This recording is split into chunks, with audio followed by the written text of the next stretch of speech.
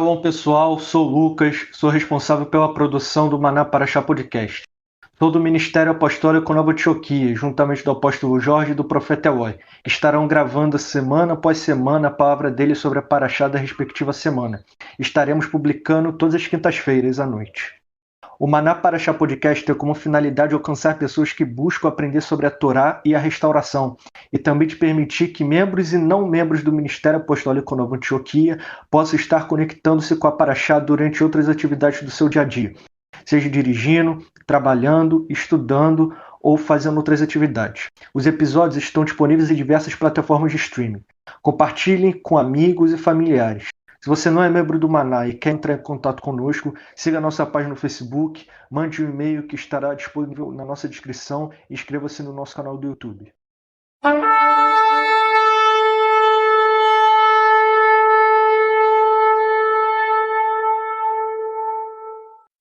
Shalom, pessoal. Estamos aqui para mais um estudo, mais uma paraxá. Eu sou o apóstolo Jorge, juntamente com o profeta Eloy, ambos do Ministério Apostólico Nova Antioquia. Estamos aqui para mais um estudo da paraxá, mais um tempo de conhecimento, um tempo do liberar, do entendimento da Torá. Nós aqui, mais uma vez, com vocês, vamos estar comentando aquilo que o Eterno tem trazido para nós a respeito da paraxá dessa semana, a paraxá Kitissá. Quando fizeres, nós vamos continuar. Já tivemos a alegria, o prazer de começar esse canal de conhecimento, esse canal onde temos trazido aí um pouco daquilo que o Eterno tem falado para nós, com a paraxá anterior, a paraxá Tetzaveh, e agora com a paraxá Kitissá. Essas são paraxiot que elas estão dentro de um conjunto de 5 paraxás, os 5 paraxiot, que formam toda a instrução da construção da Mishkan do deserto, do tabernáculo de Moisés, do tabernáculo do deserto.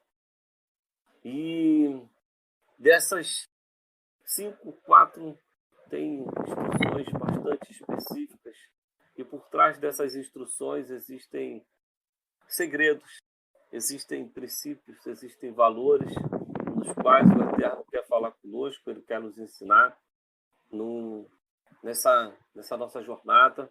A palavra nos diz que quando chegássemos a determinado tempo da história, nós perguntaríamos pelas veredas antigas.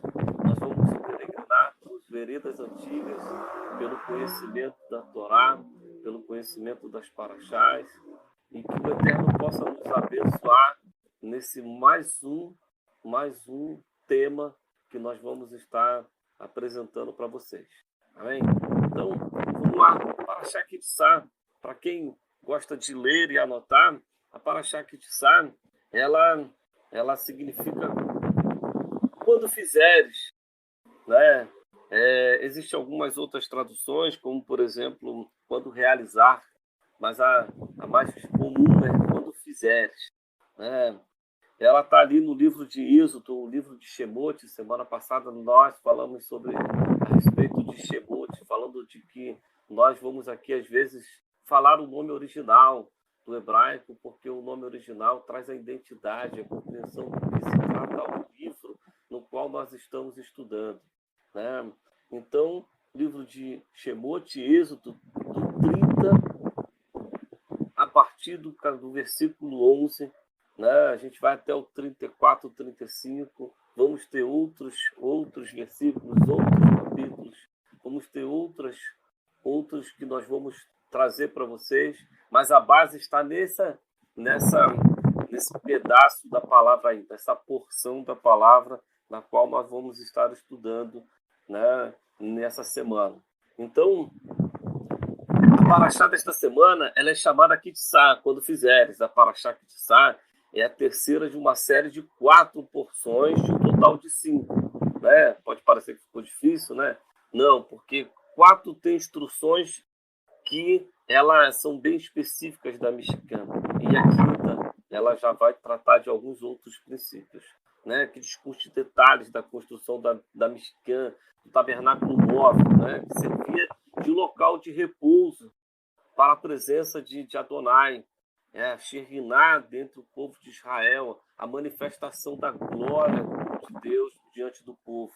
Nesta caminhada, nós vamos ver, por exemplo, que em Êxodo 25, na paraxá anterior, e que o profeta comentou muito bem na paraxá anterior, e se você não teve oportunidade de ouvir, volta um pouquinho, vai lá na paraxá Tetzavet, o profeta Eloi, ele traz bastante princípios sobre a paraxá anterior, a paraxá que tratava da oferta, né? Então, nessa paraxá, o Eterno está nos pedindo não apenas uma coleta, né?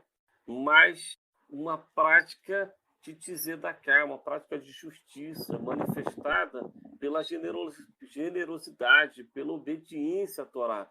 Nós comentamos com muita propriedade de que não importa a quantidade, Deus não está olhando para a quantidade daquilo que você está entregando, seja a tua oferta dinheiro, quando você vai lá na sua congregação, na sua igreja, seja ali a tua contribuição dos teus talentos, dos teus dons, do teu ministério, seja qualquer tipo de oferta que você apresente ao Senhor, Ele não está olhando para a quantidade que você está entregando, mas sim a qualidade daquilo que você está entregando.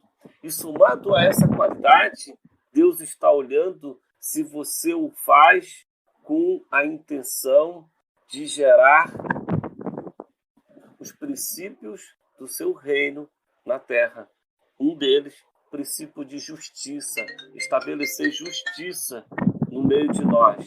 Então, isso é muito importante para nós, que você entenda, porque nós vamos entendendo os valores do reino de Deus, vamos entendendo os valores que vão nos abençoando, né? Então, vimos que este presente que o Eterno desejava receber, essa coleta, essa oferta, era, na verdade, um relacionamento de compromisso através da Mishkan, ou seja, aquela coleta que ele pede para a construção do tabernáculo da Mishkan, ela, na verdade, não era porque Deus precisava do dinheiro do povo ou dos utensílios do povo, é porque Deus queria estabelecer um meio, um mecanismo para o qual ele pudesse perceber o nível de intimidade, né? Então, nós também temos que ver isso nesses dias, nos dias de hoje. Deus ele estabelece a intimidade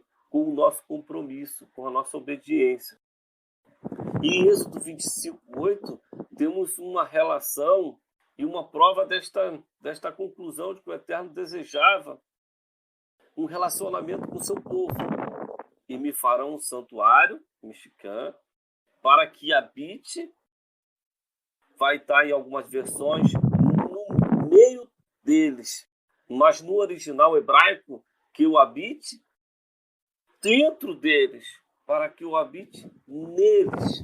Né? E eu falei um pouco disso na semana passada. Né? Nós vamos vendo que a Mishkan era um anúncio profético. Né? Hebreus, lá na frente, vai dizer que as velhas coisas elas eram sombras daquilo que estava por vir, mas a sombra ela projeta uma ideia daquilo que é original. Então, se você estava vendo a sombra, você estava vendo a sombra que te apontava o original, ou seja, o tabernáculo, você pode olhar e dizer, não, aquilo foi uma sombra, mas se ele foi uma sombra, o original é que o Eterno deseja tabernacular em você, o Eterno deseja que todos os princípios ali estabelecidos, todos os meios e mecanismos ali estabelecidos, seja visto, seja tocado, seja exercido em nós, essa é a consumação de todas as coisas. Então, nós precisamos entender o plano profético escondido dentro de uma instrução da construção de um lugar de adoração. Havia um plano muito mais profundo, que ia muito além, que alcançava não só aquele povo ali no deserto, mas alcançava gerações e gerações que viriam depois. Né? A Parashá Kitissá, ela inicia com o conceito de resgate.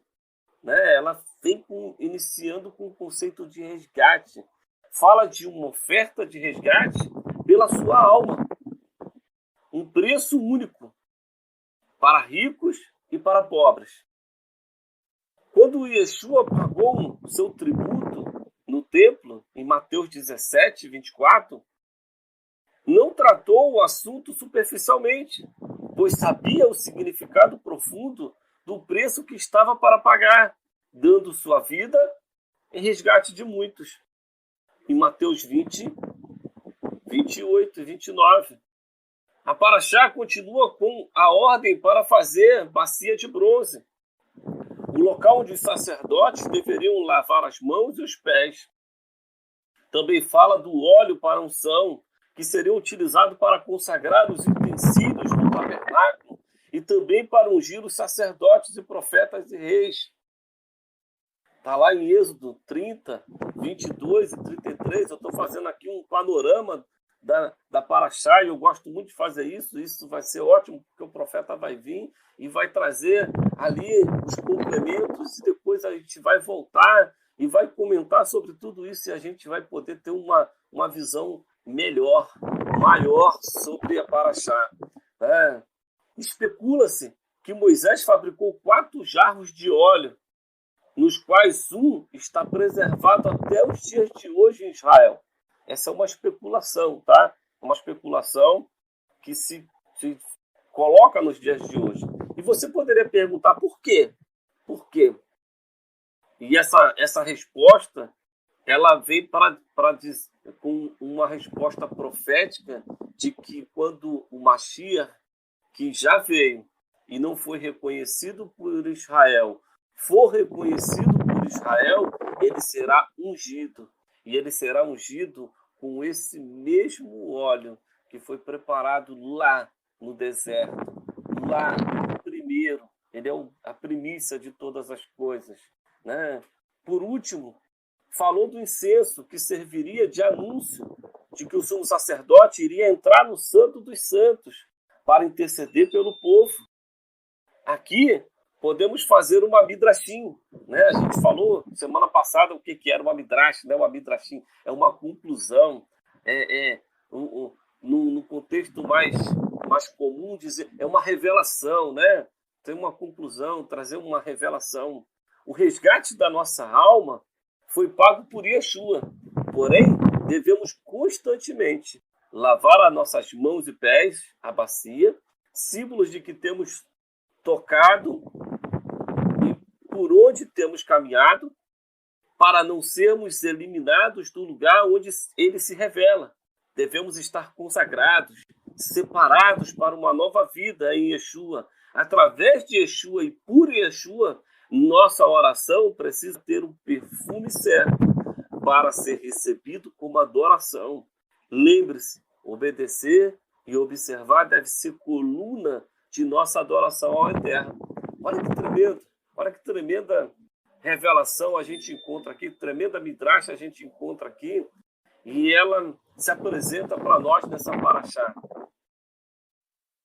Aquela bacia que lá parecia algo corriqueiro, simplesmente para limpar, ela tinha um significado espiritual de que nós devemos lavar os nossos pés e lavar as nossas mãos, lavar daquilo da nossa jornada sem Deus, da nossa jornada que estava cativa, que estava influenciada por deuses, por influências malignas, por maldições hereditárias. Agora a gente se lava, porque somente lavado a gente pode acessar o santo lugar, a gente pode acessar o santíssimo lugar, entrar no lugar onde ele se revela para nós. Olha que tremendo isso.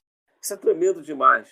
Com essas três coisas, o Eterno termina a instrução sobre a Mishkan, com uma mitzvot, com um mandamento, uma ordem. Entrega as tábuas da Torá a Moisés.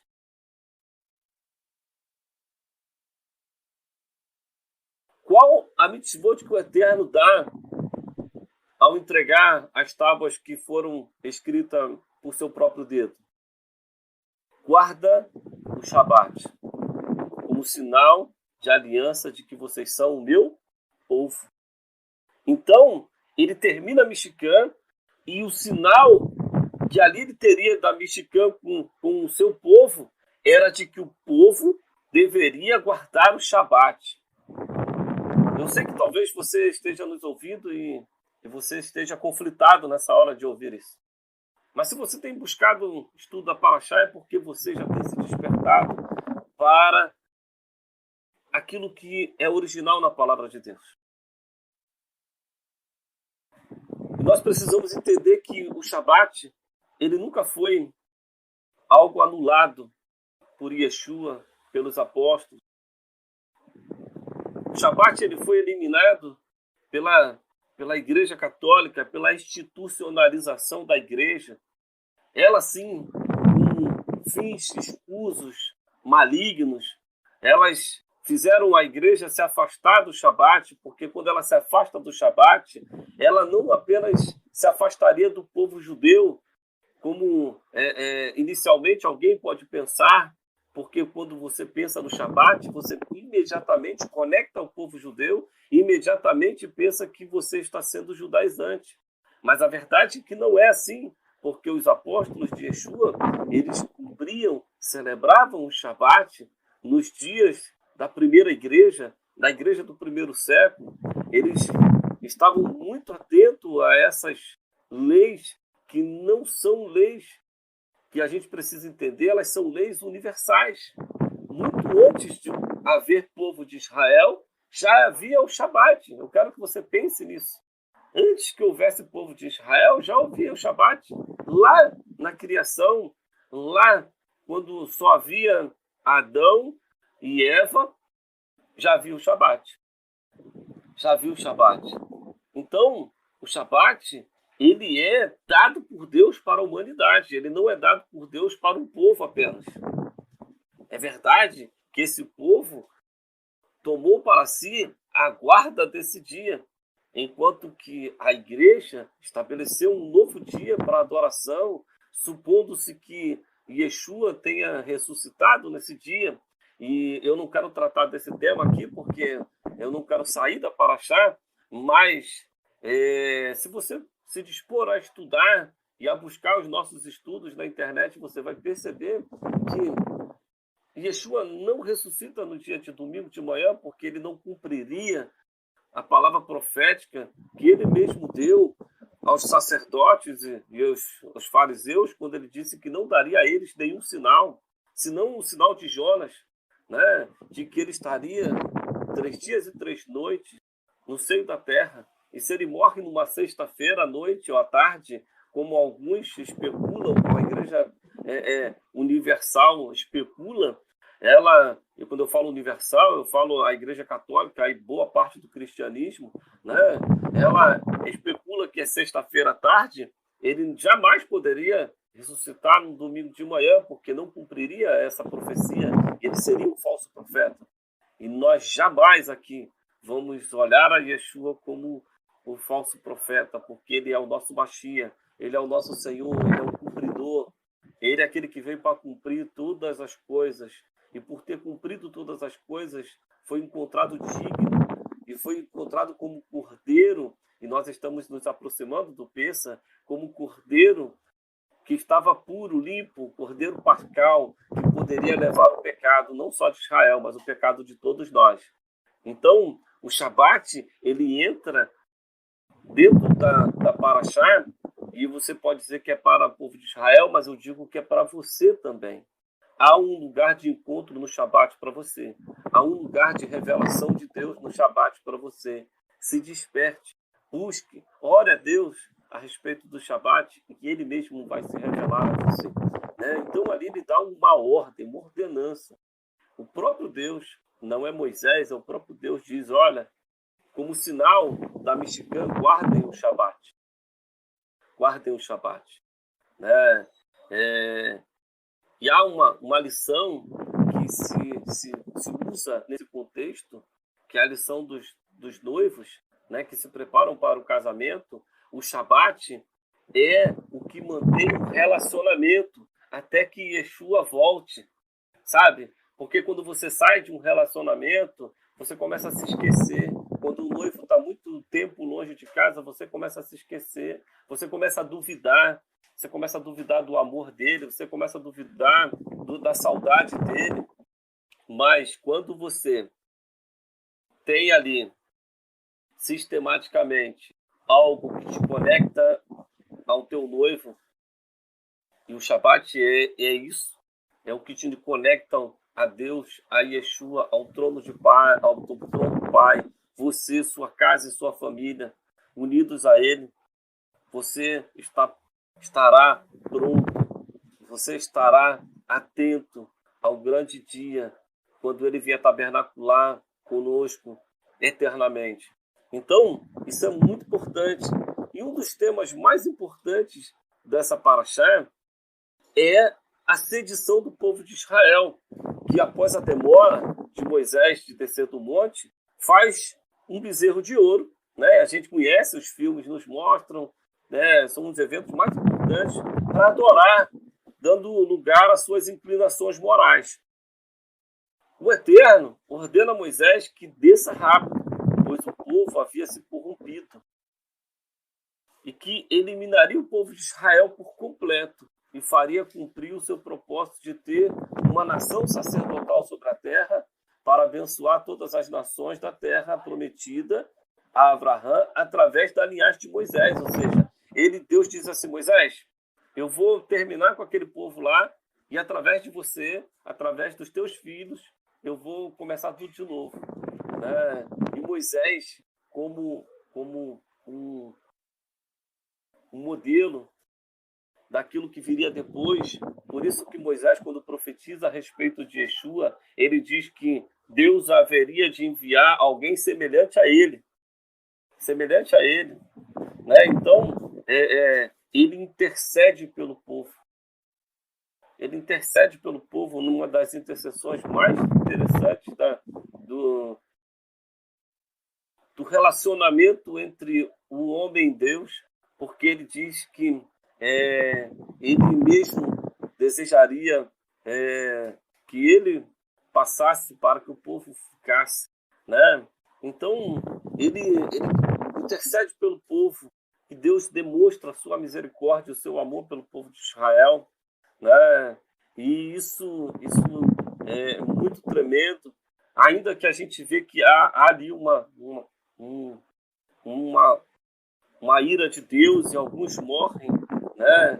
E Moisés novamente tem que ir à presença de Deus interceder e Deus muda aquela sentença, né, que havia sobre o povo. A gente vê que Moisés ele se comporta como um modelo de Yeshua, como um modelo daquilo que viria para frente, né, daquilo que teria que se manifestar. Então, nós vemos também nessa paraxá que o Eterno, o nosso Deus, ele é um Deus zeloso. Né? Isso a gente vê, e a gente muitas vezes zeloso, a gente tem no português como cuidadoso. Né? Mas quando a gente sai para outras línguas, e principalmente para o espanhol, uma pessoa zelosa é uma pessoa ciumenta. E essa é a tradução mais aproximada do hebraico.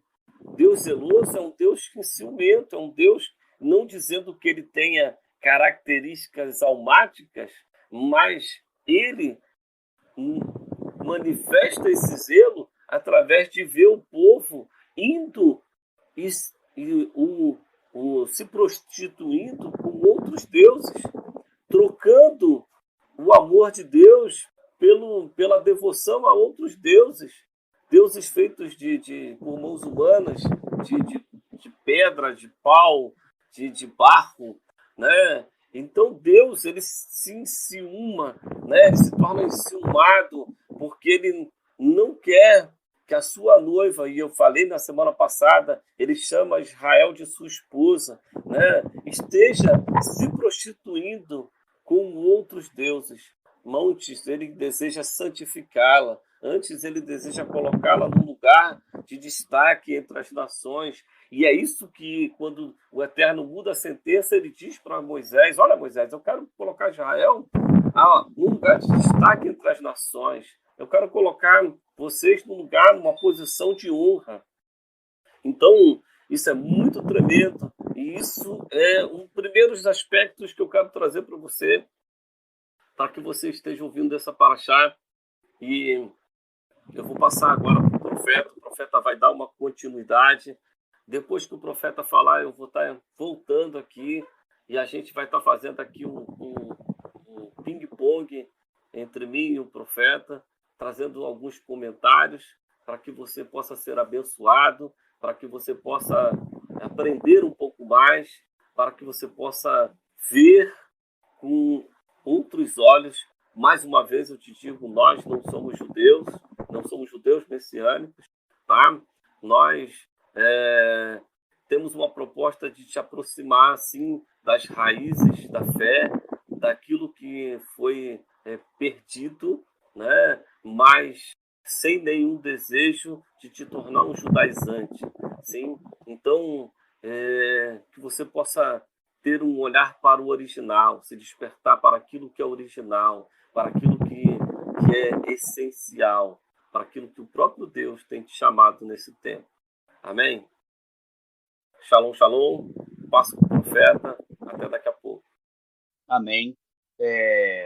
Foi bom, né? Parece que vou começar da onde o apóstolo estava terminando aí nas suas palavras finais, e você vai entender por quê. A paraxá realmente ela conta. Eu gosto de paraxá assim como essa, porque ela tem vários acontecimentos nela. E dentro desses acontecimentos a gente consegue tirar alguns ensinos, alguns princípios de Deus para nossas vidas. E ela começa, como o apóstolo falou, do como realizar um censo, como confeccionar o sagrado óleo da unção e o incenso. Adonai, a gente vai ver Adonai separando Bezalel por ajudante e a Oliabe. E o chance do Shabat, o apóstolo falou bem da importância do Shabat. Aí vem o bezerro de ouro, né? Estou separando por eventos, né? O bezerro de ouro. Moisés intercede pelo povo, que a gente sabe que vai durar 40 anos. E essa caminhada estava só começando. Quando a gente lê esse texto é logo no início. É um texto logo no começo da caminhada. Tinha só alguns meses que eles tinham saído do Egito. E o Eterno estava começando um processo na vida dele, né? Começando um novo tempo na vida dele. Um tempo onde o Eterno queria formar nele a identidade. Uma identidade do alto, uma identidade de Deus. Não mais uma identidade igual ao povo do Egito, igual a qualquer povo ao redor, mas a identidade dele, do Eterno, uma identidade que vinha dele, uma cultura forte, onde vem através das festas que a gente falou, que ele fala para cumprir as festas, compromissos que eu acabei de falar, uma cultura. Ele manda, o que forma o povo são suas leis, são seus mandamentos, e ele dá leis, ele dá mandamentos. Então ele está formando ali agora uma identidade. E quando a gente começa a restaurar essa questão da identidade, e aí eu falo para você hoje, você que, nós, eu falo você, eu falo nós, se aproximamos de Deus, estamos caminhando com Deus, né? Entendemos a palavra, reconhecemos Ele como Senhor e Salvador da nossa vida, e aí a gente entra e fala assim, eu faço parte, eu quero estar aqui. Também o Senhor vai tratar conosco em relação à nossa identidade, de quem nós somos. E aí ele vai começar em nós um processo de restaurar.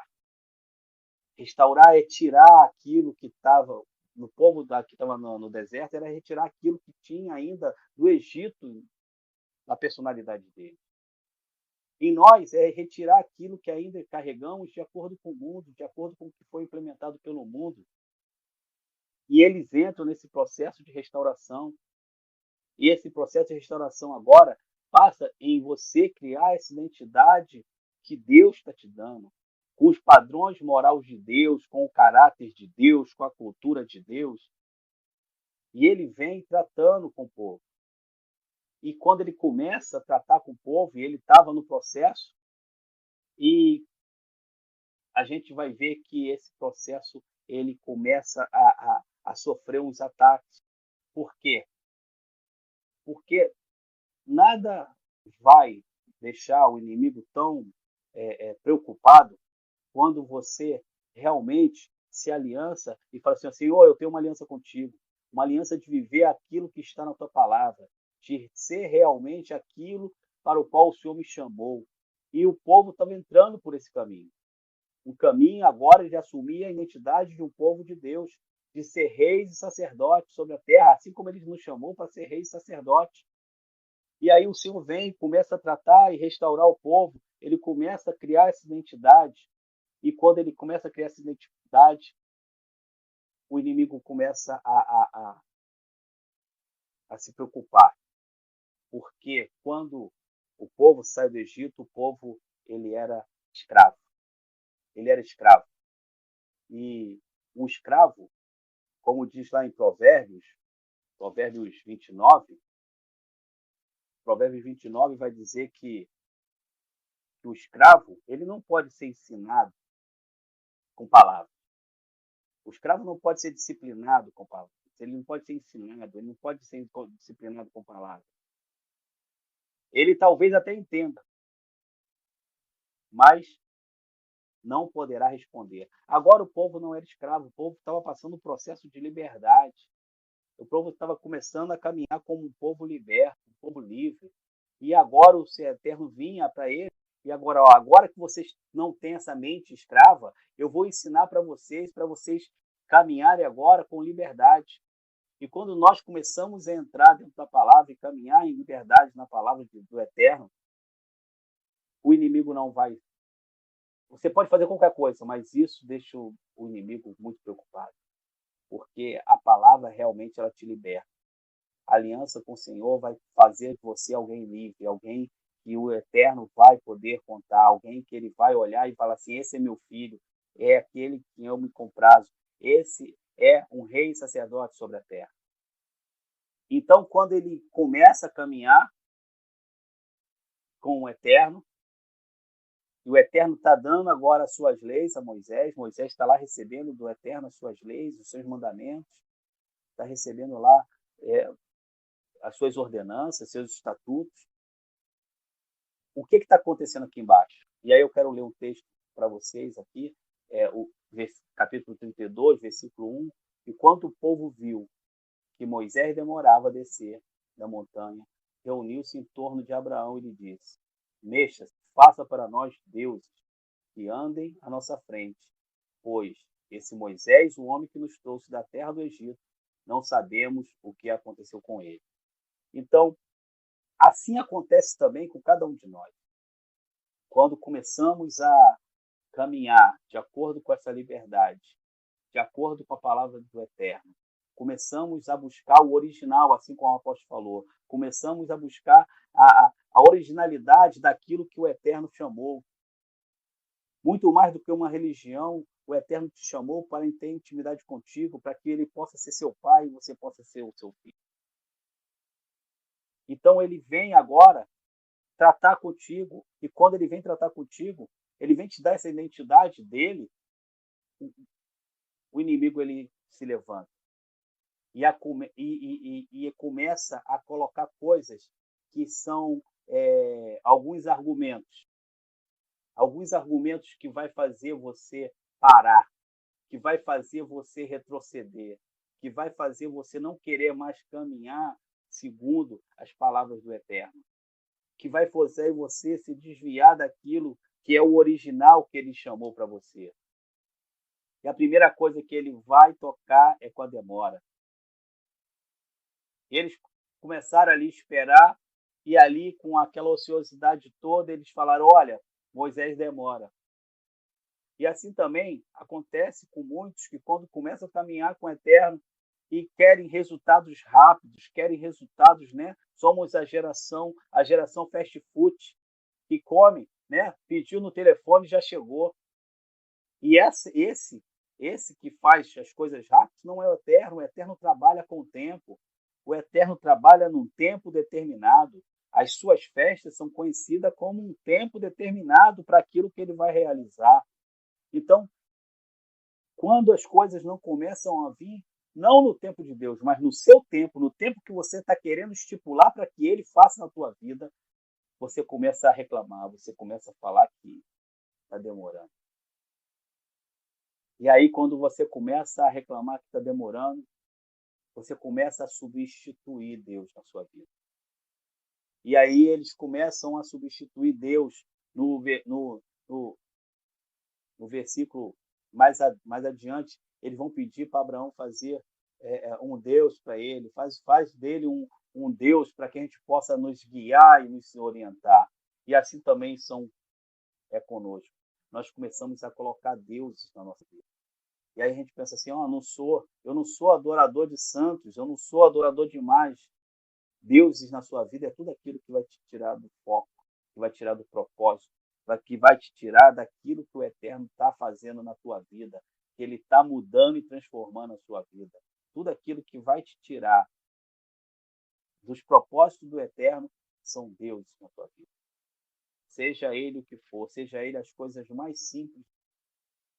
Se você tinha tempo para ele, você passa a não ter mais. Se você tinha uma intimidade com ele, aquilo vai fazer que você não tenha mais intimidade. Tudo aquilo que tira o Eterno de ser o número 1 da sua vida, ser o soberano da tua vida, isso passa a ser um outro Deus na tua vida.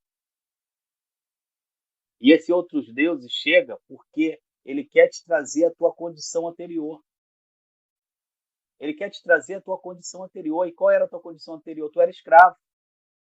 Aí fala assim: não, eu não sou escravo. Eu não sou escravo de ninguém. Tu era escravo do pecado. Tu era escravo, às vezes, até da falta de conhecimento da palavra. Tu caminhava de acordo com aquilo que te falavam. A gente está aqui usando esse canal para te falar que você tem que usar a tua mente para alcançar a Deus. Você não pode ser guiado por aquilo que alguém fala, ou aquilo que alguém disse, ou que aquilo fosse o mais correto e o certo. Deus quer que você pense, que você pergunte, que você questione aquilo que ele está fazendo. Ele quer te transformar em alguém realmente livre. E quem quer te escravizar? Ele não. Você tem que seguir regras fixas, regras práticas. Porque o apóstolo acabou de dizer, por que acabamos com o Shabat? Não, se eu perguntar para 99% hoje de todos os cristãos que estão nas igrejas evangélicas, por que o culto é domingo e não no sábado, eles não vão saber me responder. Eles vão responder, de repente, aquilo que falaram para ele. Não, porque Yeshua, né? Jesus, né? Yeshua, morreu, ressuscitou no domingo. E a gente mostra biblicamente que isso não foi no domingo. E também não faz parte do nosso estudo aqui da Paraxá, não vamos entrar muito nesse assunto, mas a gente comprova biblicamente que não foi. Mas eu prefiro viver com a mentira, prefiro viver com as falácias, ser escravo daquilo que me ensinaram, do que começar a caminhar em liberdade. Voltar à escravidão é esse passo que o inimigo não quer, para que você não caminhe mais em liberdade, para que você não alcance aquilo que ele tem para a tua vida. E nesse momento ele está falando para você, parece até uma contradição, né? Mas ele está falando para você: seja independente. Aí fala assim: mas independência e escravo? Sim, mas seja independente, não daquele que está te aprisionando, mas seja independente de Deus, aquele que está te libertando. Não dependa dele. Seja independente. Onde, na verdade, nesse caminho no deserto, o Eterno, a cada momento, ele queria que o povo de Israel fosse totalmente dependente dele. Quando o povo tinha fome, ele deu o maná. Quando tinha sede, ele tirou água da rocha. Quando o sol estava queimando, o sol do meio-dia, tinha uma coluna de nuvem. Quando o frio da noite vinha, tinha uma coluna de chamas para aquecer. O povo era dependente do Eterno, totalmente dependente. E nós também temos que ser totalmente dependentes. Se queremos viver em liberdade, temos que ser dependente dele, dependente para que ele seja realmente, né, o Senhor da nossa vida. Que ele venha ser o Senhor da nossa vida. E quando isso vai acontecendo, eu falei 6 argumentos, eu já estou no último. O último é o conformismo, né? E o conformismo a gente vai ver muito claro lá em Êxodo 32:18. No Êxodo 32:18 está escrito o quê? Ele respondeu: não se trata de clamor, de vitória, nem lamento de derrota. Ouço o som do povo cantando. O povo já não se conformava mais. O povo, ele entrou, ele estava agora sem expectativa. Ele simplesmente estava conformado com a situação dele. Moisés se foi. Temos agora um Deus que vai nos guiar. Não temos expectativa nenhuma. Na passagem fala que eles se entregaram à folia, né? Folia, o carnaval. Se entregaram à folia, no versículo 6. E eles viveram a escatologia dos tempos atuais. Qual é a escatologia do tempo atual?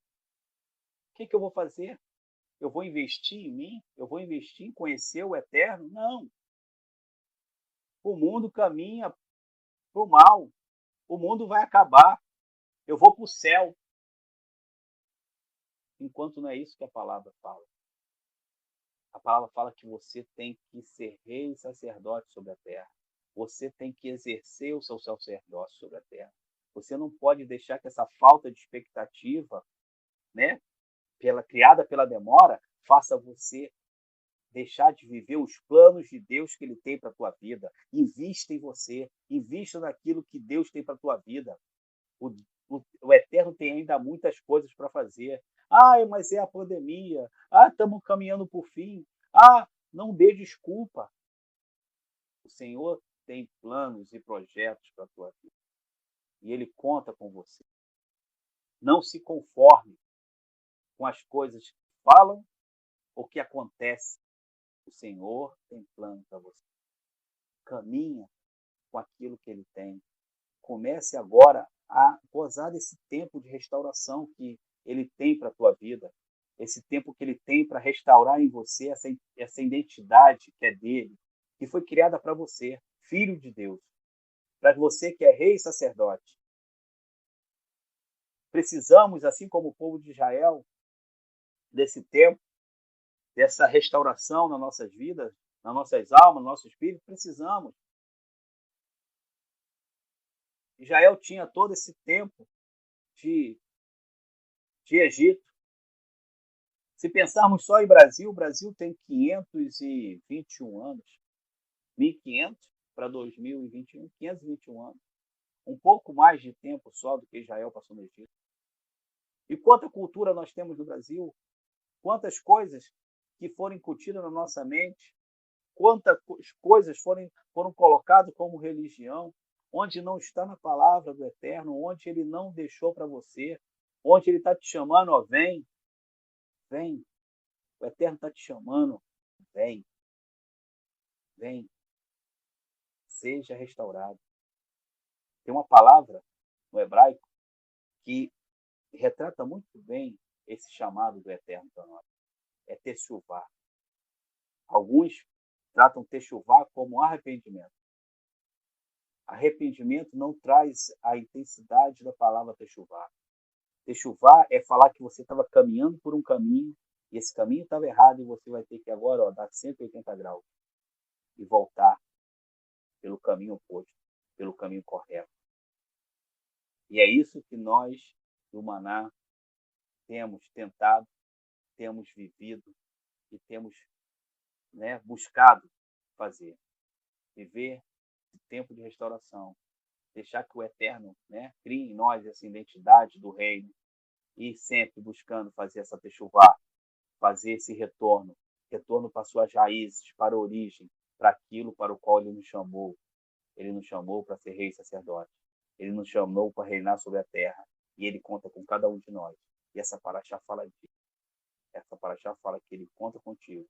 Ele conta comigo. Amém? Eu vou estar voltando para o apóstolo e deixar o apóstolo também fazer um comentário dele agora, uns comentários finais, fazer esse ping-pong aí. Eu sei que a palavra, a gente não combina a palavra.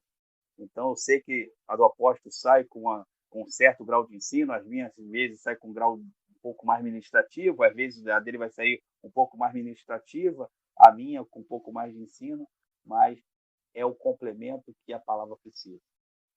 Eu creio que o final da palavra do apóstolo foi aquilo que deu início a esse começo dessa palavra. Você deixar o Eterno restaurar a tua vida. Deixar que as raízes verdadeiras da fé restaure agora a tua vida com Deus, teu relacionamento com Deus, tudo aquilo que Deus tem para a tua vida. Amém? Apóstolo? Amém, amém. Tremendo, tremendo tudo aquilo que o Eterno tem falado até aqui. Antes de continuar, eu quero dizer, você tem aí na plataforma que você está nos acompanhando, a descrição de onde nós nos reunimos, dos nossos canais no Facebook, né, no YouTube. Você pode nos acompanhar. Você pode nos acompanhar, pode nos fazer uma visita.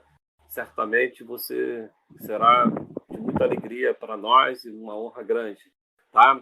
Mas eu quero trazer um comentário aí nesse ping-pong, né? Porque a gente olha para o povo de Israel e a gente vê o povo de Israel, ao vir a demora de Moisés, ele agir de uma forma na qual muitas vezes a gente olha, puxa vida, por que o povo de Israel fez isso? Mas a grande verdade é que nós não somos tão diferentes daquele povo, né? E eu quero trazer um aspecto, porque esse povo ele já vinha demonstrando uma tendência a olhar para trás, e o profeta disse bem, né? Porque esse povo ele estava livre, mas a mentalidade ainda estava com saudades do Egito. Lembra que eles tiveram saudades da panela do Egito, que eles comiam, da carne, da cebola, do peixe que eles comiam no Egito. E isso é muito interessante, é muito importante que entre em conjunto ali, porque nós também vivemos um tempo onde, quando você é chamado para essa restauração, quando você é chamado a viver uma vida para Deus de verdade, essa vida, conforme Yeshua nos ensinou, é uma vida de abnegação, é uma vida de renúncia ao pecado, é uma vida de renúncia à velha natureza, para que você experimente a glória de Deus, para que você experimente o poder de Deus, para que você experimente viver um tempo de revelação poderosa, você vai ter que abrir mão de velhas manias, de velhas práticas, de velhas prioridades. Talvez o que levou aqueles homens naqueles dias a querer um bezerro é porque o bezerro representava suas prioridades. O bezerro mostrava que a prioridade deles não era abdicar, renunciar. Havia um clamor por prosperar. E hoje nós temos aí uma teologia da prosperidade totalmente destrutiva dentro da igreja, onde ela atinge várias camadas, porque você pode dizer que muitas vezes você diretamente não é afetado pela teologia da prosperidade, no sentido de que você não participa de uma reunião onde alguém está te pedindo uma oferta de R$1.000 para que você receba 1 milhão, ou para que você faça um propósito de uma determinada oferta para receber algo maior em troca, mas ela às vezes ela entra numa camada sutil da tua vida com Deus, porque a tua oração passa a ser uma oração onde você só apenas aprende a orar: Senhor, eu preciso, Senhor, me dá, Senhor, eu quero, Senhor, eu necessito, e esquece de orar: Senhor, eu estou aqui, Senhor, usa-me, Senhor, Senhor, o que eu posso te dar? Senhor, o que eu posso fazer? Né? Então, nós trocamos um relacionamento com Deus para ter um Deus como bezerro de ouro, que atenda às nossas prioridades, que atendam às nossas necessidades, né? Então, eu quero trazer esse comentário aqui para depois jogar para o profeta de volta, né? Quase como uma pergunta, né? Falando exatamente disso, da importância de que você que entra por um processo de restauração, você precisa aprender a romper com a mentalidade escrava. E um dos passos para você romper com a mentalidade escrava é reconhecer essa mentalidade escrava. Reconhecer que você agia e fazia coisas conforme essas prioridades que não são a palavra de Deus. Então, trazendo esse mesmo comentário, eu queria jogar para o profeta de volta para que ele trouxesse para a gente um pouquinho mais, profeta, do que é techuvá. Eu sei que alguns irmãos que estão nos ouvindo, algumas irmãs vão estar perguntando: o que é techuvá? Sabe, eu queria saber um pouquinho mais do que é techuvá. Como é que eu posso entender de uma forma rápida, ainda que superficial, o que é techuvá? Né? Porque a paraxá é Kitissá. A paraxá é quando fizeres, ou seja, quando você cumprir com determinadas ordens de Deus, dentro de uma construção de uma mexicã, ou seja, dentro de uma construção de um relacionamento com Deus, porque a mexicã é o lugar da manifestação de Deus, o lugar da manifestação da glória de Deus. Esse lugar hoje é a tua vida. Então, você está aprendendo passos que você precisa construir para que Deus se relacione contigo de uma forma maior, mais intensa, mais original. Então, eu quero jogar para o profeta de novo, para que o profeta fale um pouquinho mais a respeito de techuvá. O que é techuvá? Como eu posso buscar essa techuvá? Como que eu posso caminhar um pouquinho mais nessa direção? Bom, eu falei techuvá e é um assunto muito interessante, realmente. Techuvá. Techuvá, como eu falei, na maioria das Bíblias, onde é que a gente, na Bíblia hebraica, a gente vai ver escrito techuvá, nas nossas Bíblias vai estar escrito arrependimento. E quando a gente fala arrependimento, e não o remorso, né? Mas o arrependimento é quando você deixou de fazer alguma coisa. Você fazia aquilo, agora você não faz mais. E isso não é tudo que é techuvá. Techuvá não se trata simplesmente de deixar de fazer aquilo. É você passar a fazer o correto. Você não fazia aquilo, agora eu vou fazer o correto. E trazendo assim um exemplo prático, né, que eu já escutei uma vez e quero falar para vocês, techuvá é como você entrasse no caminho errado, né? Como eu falei, você vinha no seu carro e você entrou no caminho que não era o caminho que você deveria seguir. E lá na frente você descobriu que aquilo ali não era o caminho. E você vai fazer, o que você vai fazer agora? E lá tem duas placas, o atalho e o retorno. Techuvá é o retorno. Techuvá não é o atalho. O atalho é como a gente encara quando a gente lê só arrependimento. Arrependimento é como fosse o atalho. Eu deixei de fazer, deixei de estar no caminho errado, agora eu vou correndo aqui no caminho curto que vai me levar no caminho de volta. Não é assim como Deus pensa. Deus pensa que quando você entrou no caminho errado, você precisa retornar por ele. e da onde você saiu do caminho certo. Lá no ponto da estrada, onde você saiu desse caminho certo, você voltar a caminhar com o Senhor. Você voltar a caminhar com o Eterno. Então, Ele espera que nós, todos nós, possamos fazer techuvá, possamos retornar, reconhecer que erramos, reconhecer que acreditamos, como foi falado, em muitas doutrinas, em muitas coisas que não eram doutrinas dele, não eram bíblicas, mas que caminhamos por ela durante o tempo. Mas hoje fazemos techuvá. Da onde deixamos do original, da onde deixamos de saímos do caminho onde é o caminho do Eterno para a minha vida.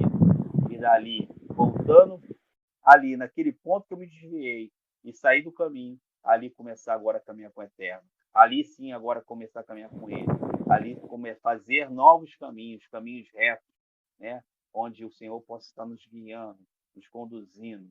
E a cada vez que eu faço techuvá, o Senhor vai me mostrando outras e outras e outras coisas que Ele precisa, que nós precisamos retornar e fazer techuvá. Então, techuvá é muito mais, né, dá uma amplitude maior na palavra arrependimento. Porque quando eu falo arrependimento, a primeira coisa que vem na mente é: eu fazia isso, eu estava fazendo isso e me arrependo, não faço mais. Mas o Eterno não quer só que você pare de fazer, Ele quer que você agora faça o correto, faça o certo. Seja agora aquele que faz o correto, aquele que faz o certo, aquele que caminha de acordo com a sua palavra, caminha no caminho que Ele reservou para cada um de nós. Então, o techuvá trata disso. Techuvá daria um dia todo falando sobre isso, mas, em poucas palavras, o techuvá trata desse retorno, dessa volta, né? De voltar e caminhar no caminho de Deus, no caminho correto. Amém? Passar para o apóstolo.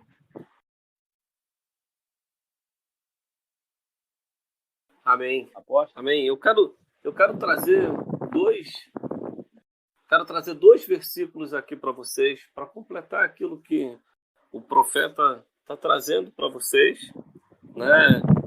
Eu vou trazer uma versão mais simples para que vocês compreendam bem, né? Um é Jeremias 18:15. Jeremias 18:15 diz: contudo, o meu povo se tem esquecido de mim, queimando incenso à vaidade, que os fez tropeçar nos seus caminhos e nas veredas antigas, para que andassem por veredas afastadas e não aplainadas. Olha que tremendo. Está dizendo que o povo tem se esquecido de Deus, tem queimado incenso à vaidade. E essa é a geração que talvez seja a geração mais vaidosa da história da humanidade, porque é uma geração que tem aprendido dia a dia em todos os meios sociais, né, todas as mídias, a cultuar a si mesmo. Então, nós vemos aqui Jeremias já nos anunciando isso. Mas quando a gente vai em outro texto de Jeremias, que é muito tremendo, Jeremias 6,16, diz assim: assim diz o Senhor, ponde-vos nos caminhos se vede, perguntai pelas veredas antigas, qual é o bom caminho, e andai por ele, acharei descanso para vossas almas. Mas eles dizem: não andaremos nele. Mas eu te incentivo, perguntai pelos caminhos antigos, pelas veredas antigas. Esse é o nosso desafio aqui. Perguntar por aquilo que é original, buscar aquilo que é original. E essa é a nossa intenção aqui com esse canal, com a leitura da Paraxá, com o nosso compartilhar de conhecimento para com você. Não sei se o profeta tem mais algo para compartilhar. Sim? Não. Foi um tempo bom, um tempo de compartilhar, de aprendizado, e que vocês que possam estar ouvindo, possam estar sendo abençoados, possam estar entendendo e possam estar caminhando com aquilo que temos passado aqui nesse canal, através dos ensinos da Paraxá. Amém. Então, nos acompanhe na plataforma que você estiver utilizando, porque isso tem sido publicado em várias plataformas. Na plataforma que você estiver nos acompanhando, esteja atento, porque na próxima semana nós continuaremos, traremos uma nova paraxá para você, e é um prazer imenso. Que o Eterno te abençoe. Shalom, Vrahot.